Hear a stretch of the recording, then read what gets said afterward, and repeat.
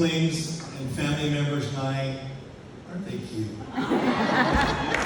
Stand here, yes, give a round of applause. It's an overwhelming honor for us to have our parents involved in this tribute tonight. I feel like I'm kind of a fraud because I'm just a bull semen salesman. I know I look like that. I don't perform, well, almost. And I may have the same size 12 boot as my dad, but I could never fill his shoes for sure. So, I'm gonna put this hat on. I'm gonna go ahead on right. Is it backwards? I'm gonna try and channel my inner Clem as I talk about the footprints these two people left on the people in this community. And as I prepared for tonight, I figured it's probably like preparing for a poem. The hardest part is, how do you start?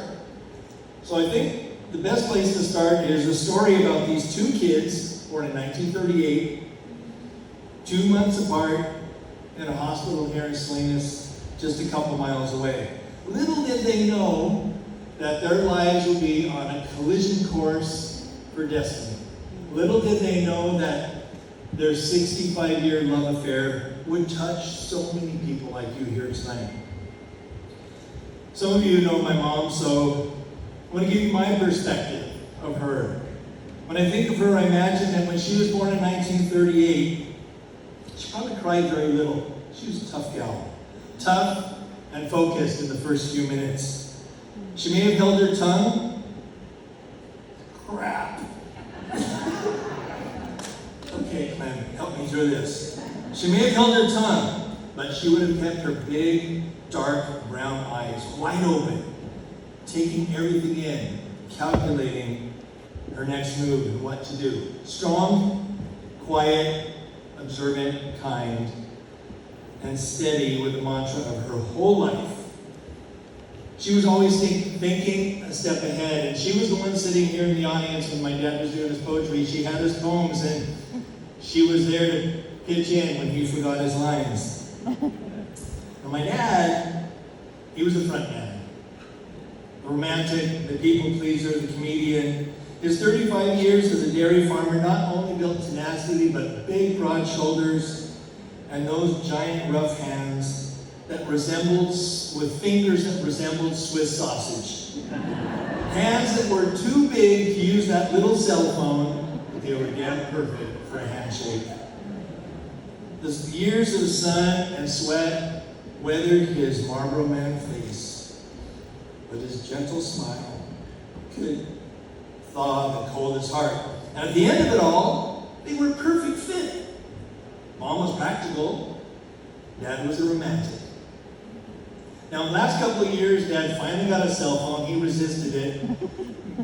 He thought it was horrible, but when he got it, some of you got his FaceTime messages, and I was like, Dad, hand it back. That's too close. But he learned how to do voice texting, and Mom never got a cell phone, but I am sure that if they were texting each other, it would be something like this. Phyllis, if you are dreaming, send me your dreams. If you are laughing, send me your smile. If you are drinking, send me a sip. If you are crying, send me your tears. Mom's text back would be, Clem, I'm on the toilet, please advise. No doubt. She was a practical old gal. And their love was truly legendary. When my sister Kathy was born, my dad wrote maybe one of his really early eloquent poems, and he titled that My Girl Phil. But later in life, he confessed that the real reason he wrote that poem was to cheer up my mom because Kathy was such an ugly baby.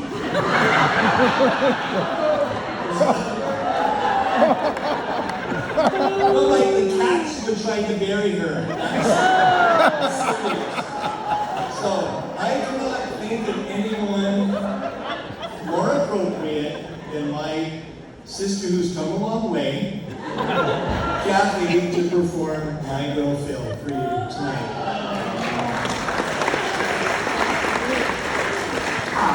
If truth be told, Mom and Dad always told me that I was the most beautiful baby. They hid Brian from everybody. Yeah! Mom would say, I'm sorry, but he's sleeping. So anyway, My Girl Phil. I'll tell you a story about My Girl Phil. Sweet as the berries upon the hill. We were married in a little town. She was so lovely in her wedding gown. Flower girl, cute as can be. Bridesmaids, there were 3. The best man and bridegroom waiting in the back room. Then down the aisle she came for the sacrament that would change her name. She walked to my side for that blessed event, an angel from heaven the Lord had sent.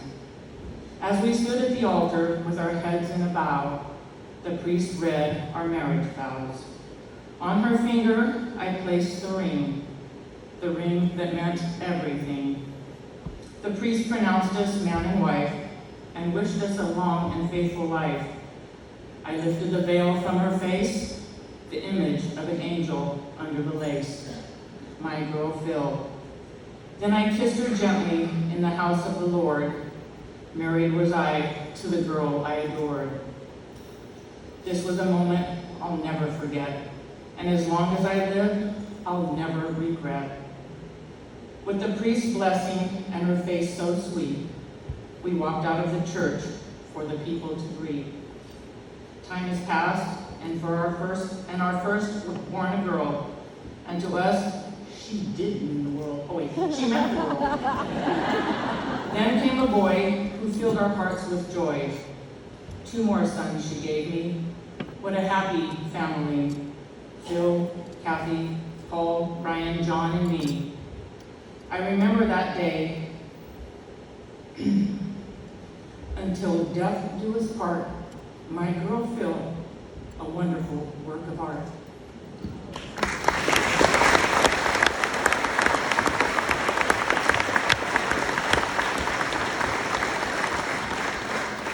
So many of you know that my dad, he wanted to be a cowboy his whole life, and I think many of you are owed a debt of gratitude because you encouraged him to continue his pursuit of cowboy poetry. Because at a very early age, he learned that he had a knack for performing, and he had a talent for rhyme. And you can't run from your genes, because my dad's great-granddaughter, Cash Lynn, also loves to perform. So Cash Lynn, honey, can you come up here and recite Papa's first poem? And I think we need to go to this microphone over here.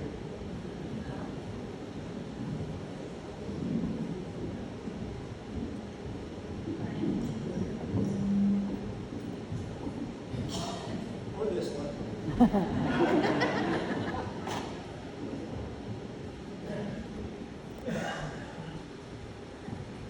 My papa knew from an early age that he wanted to write poetry because he got a big reaction from the nuns at catechism when he was in 1st grade.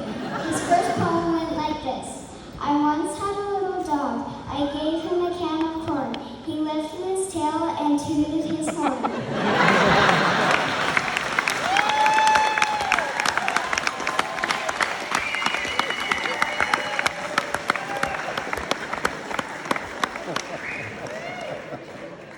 It's true.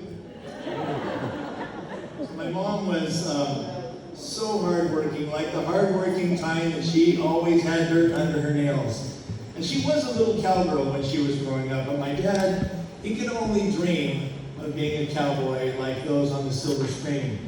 And he ended up being a cowboy of a different type, a dairy farmer, but he still wanted his sons and daughters to grow up to be smart and strong like those cowboys in the movies.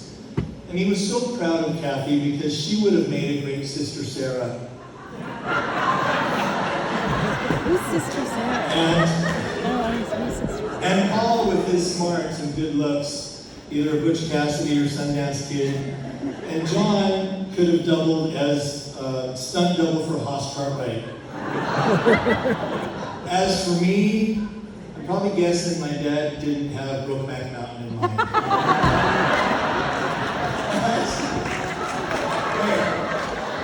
It all worked out. In the end, he accepted it all the same. And I owe him so much, so many lessons.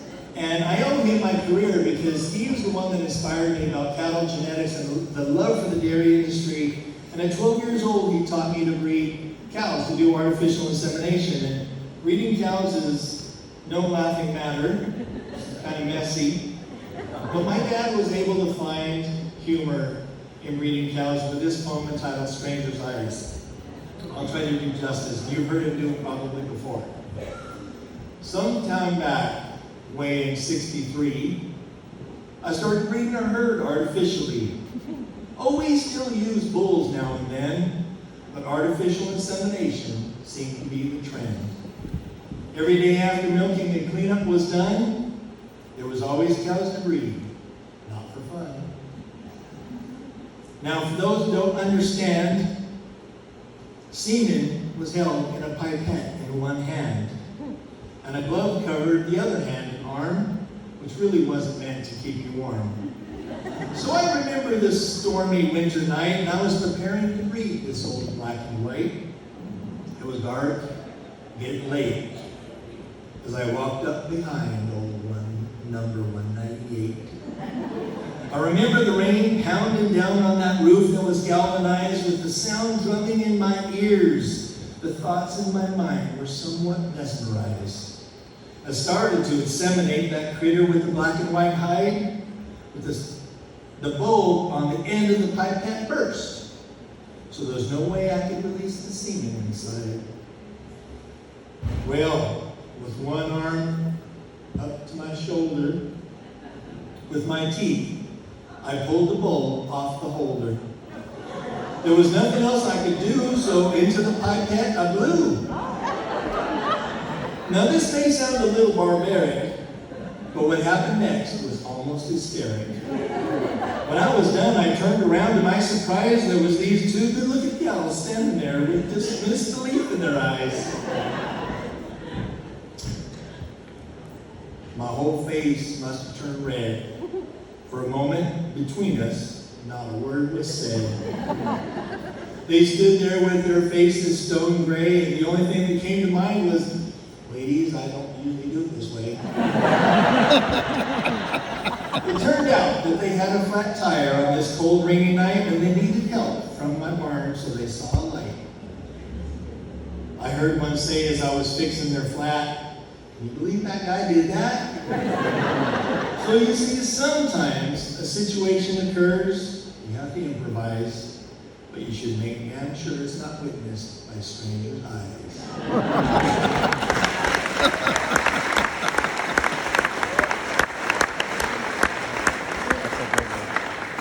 I don't know if you experienced this, it's so many memories from your parents when they're gone. I know many of you have lost loved ones, and so sometimes it's the most odd things that hit you. Like for me, it's in the morning when I look up in the mirror and I wake up and my hair's all messy, and I can just envision my mom patting my hair down and saying, "Brian, you look like you've been chasing a fart through a cake of nails." Right? Remember that, Paul? Like, she said that all the time, and my dad had many things that he said all the time, and he had the ability to turn his funny stories and his funny personality into rhyme. And so I'm going to ask my sister Kathy to come forth and tell another one of the funny stories called Close Call about the time when Mom and Dad were sorting calves together.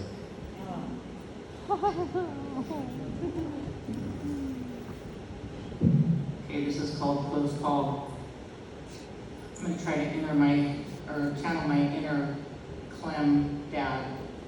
One morning late last fall, the wife and I were sorting some calves.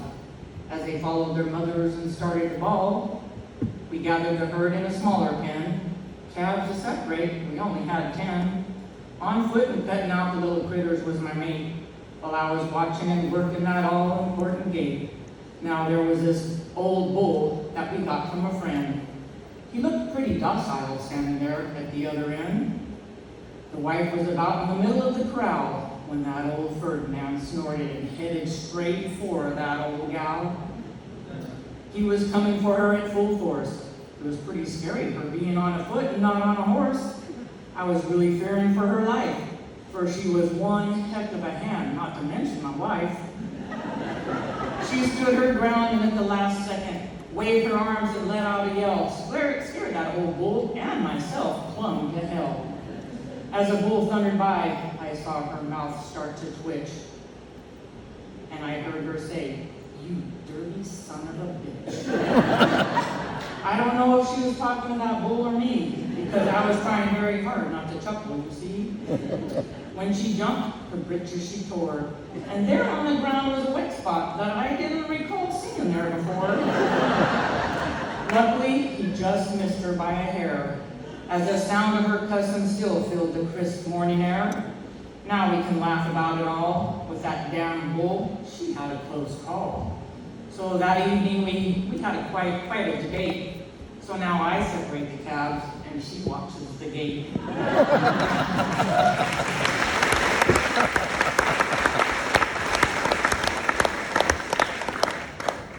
Amanda, if you have a chance to bring one more mic up here for the boys, I don't know where you are, that'd be great. Clem and Phyllis just loved this Salinas Valley. The valley loved them back. They were Salinas Valley icons with hearts as rich and fertile as her soil. And like the Salinas River, their lives had many twists and turns, sometimes flowing fast and angry, other times slow and peaceful. Occasionally almost dry, but always making an impact on those lucky enough to live by their banks. And of course, just like our valley, they were very windy, especially Dad. So it's a family trait. So this is the Albertoni section up here. I advise you after dinner, kind of stay clear of that area. You kind of like the Blazing Saddles scene where they're sitting around the campfire. So one of the last poems that my dad wrote was a humorous combination of the bounty of Salinas Valley produce and the challenges of bodily functions. So we have two 12-year-olds that are going to help share this because they love talking about that stuff. To share this slightly uncomfortable poem entitled Food for Thought, the COVID Toilet Paper Dilemma, I'm happy to introduce the new generation of Clems, his grandson Lincoln and great-grandson Drake.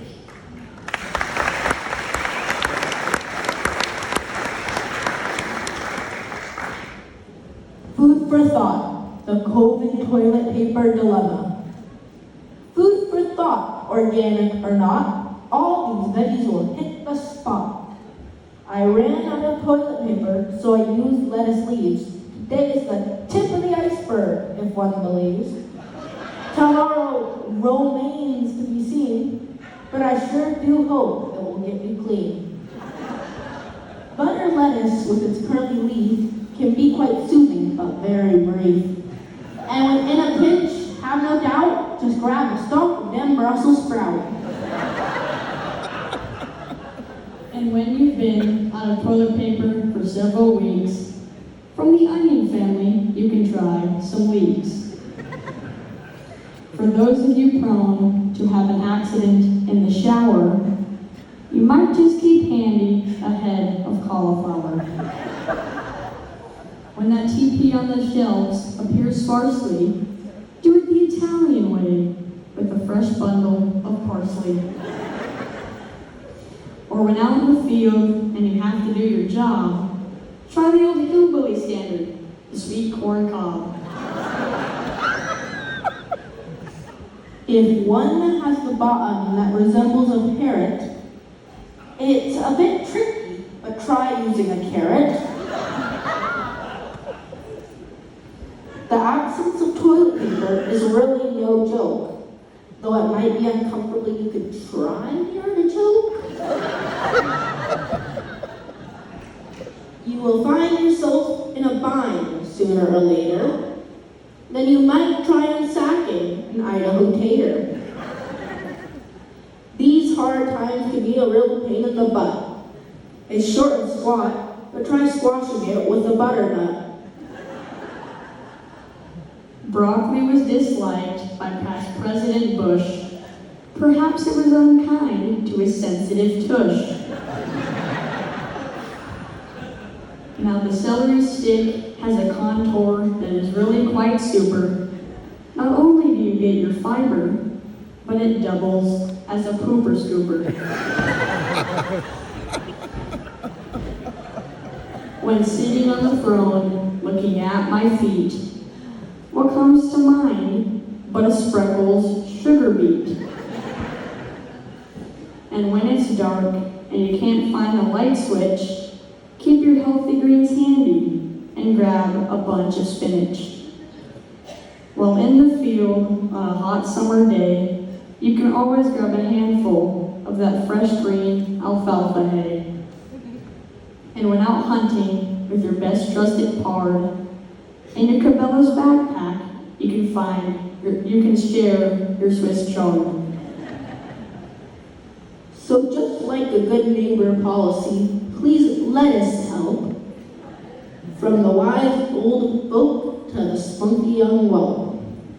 Next time America has a toilet paper issue, thank the farmer for options to replacing that tissue.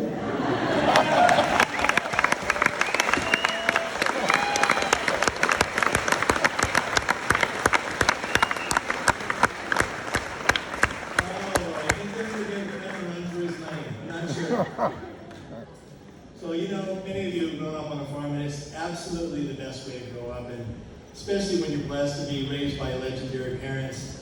So about a month ago, my sister and I were getting ready for the estate sale, and if you've been through that situation where you're packing up 65 years of memories, and it's not junk, it's curated antiques. You have a lot of opportunity to talk about memories and stories, and we also talked about the vacuum that would be left when they're gone. But I have to say that we come to the conclusion that people like Clem Phylis are going to live a lot longer than most because there's so many stories. And there's people like you that are going to be telling those stories for decades. That's going to keep them alive a lot longer than most, and I thank you for that. So that last morning, Kathy woke me up. We were there getting ready for the last day of the estate sale. She woke me up and she said, "You have to see this sunrise. It's amazing on the farm." So we got up, went out and saw the sunrise, and that amazing, glorious sunrise with all the colors on the farm inspired the poem that I wrote. And it wasn't written by my dad, but there's no doubt that this is the type of poem that I need to dedicate to these people. And bear with me, I'll do my best. I had a shot of whiskey in his annex, and I'm hoping I can do it.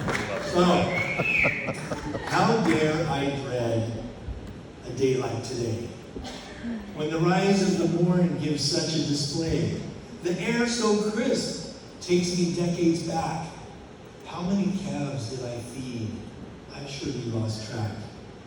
If I could just once more smell the hay and manure and fresh green chalk, maybe this ache in my heart would stop. I pause, hold my breath, hoping to remember the sound of my dad's booming voice calling the cows with his hound. You know, the lessons of my journey are all tied to this beloved family farm. Early to rise, reap what you sow, cause no creature any harm. The rules of respecting life, loving agriculture, and pulling your own weight, all wrapped up in the arms of a big loving family who inspired me to chase my fate. The seeds my parents and grandparents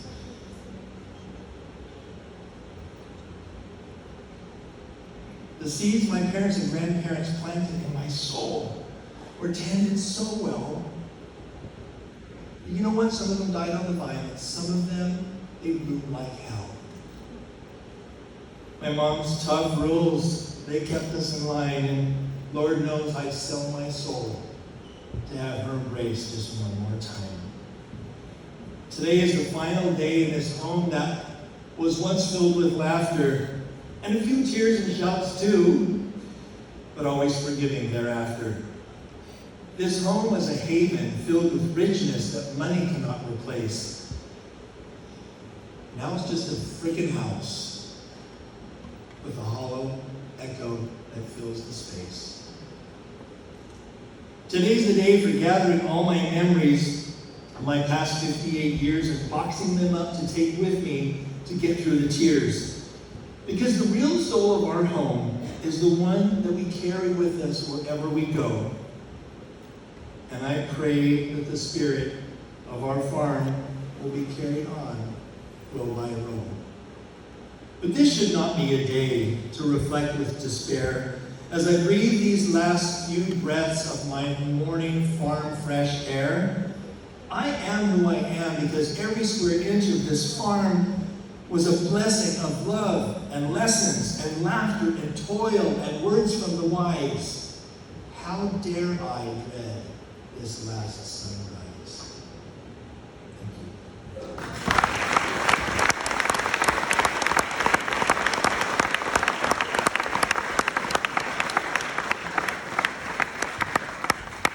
So now it's also my pleasure to introduce the next song.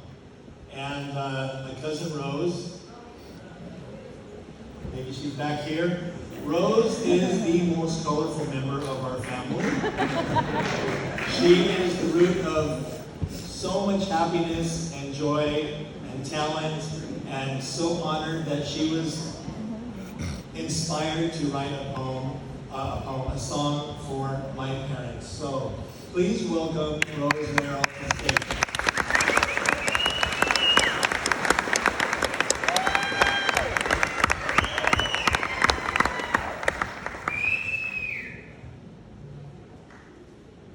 They invited me backstage. I thought I was going to get a drink.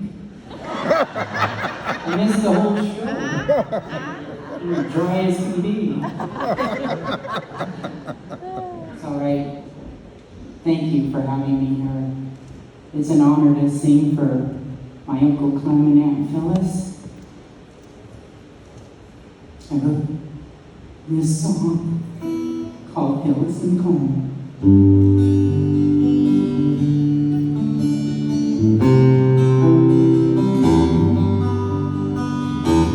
As the sweethearts they knew from the start, she lifted his tail, gave him her heart. His cowboy was ready, tooting his horn, got dance in his pants, for a little bit of porn. Words he said out, rising down, the truth how he saw it from his little town. From Andrew Holmes, he made chandeliers, the humor in his poetry could bring him tears. He was a tall, dark, handsome son of a gun. She was a looker herself, but shoot a gun. He liked to flirt with the girls, and all they wanted is what? Lovely bride forever by his side.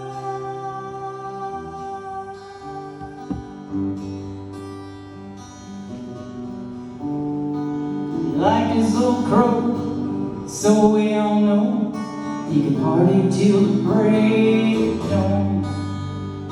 The cows couldn't wait when he was late. He had to head straight to the barn. There's like ginger and rye, oh what a joy to watch him glide across the floor. Hand in hand they put that windy land, never asked for anything more. He was a tall, dark, handsome son of a gun. She was a looker herself,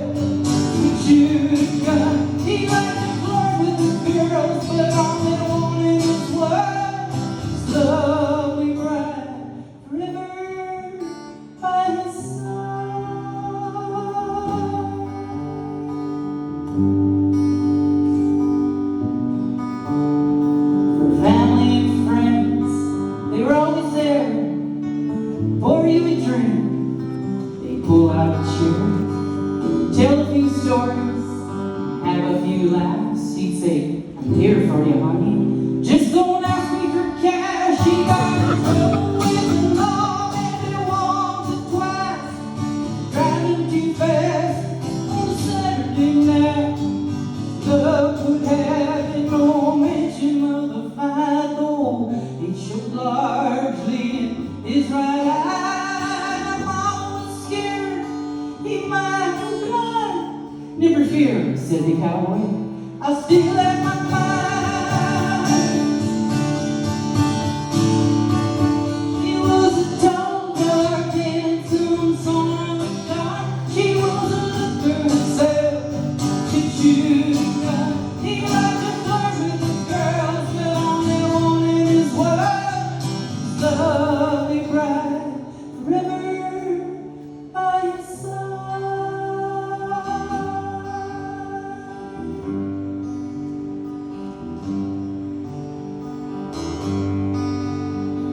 She could hold a snake by the back of its head.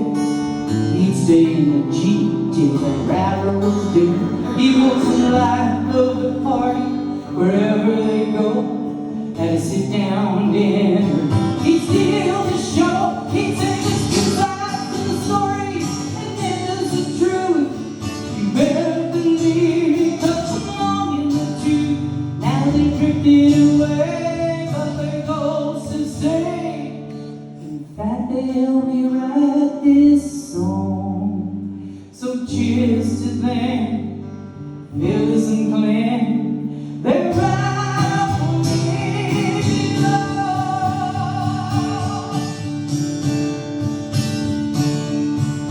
He was a tall, dark, handsome son of a gun. She was a looker herself. He should have gone. He liked to flirt with the girls, but all they wanted is what? Love and right forever by his side.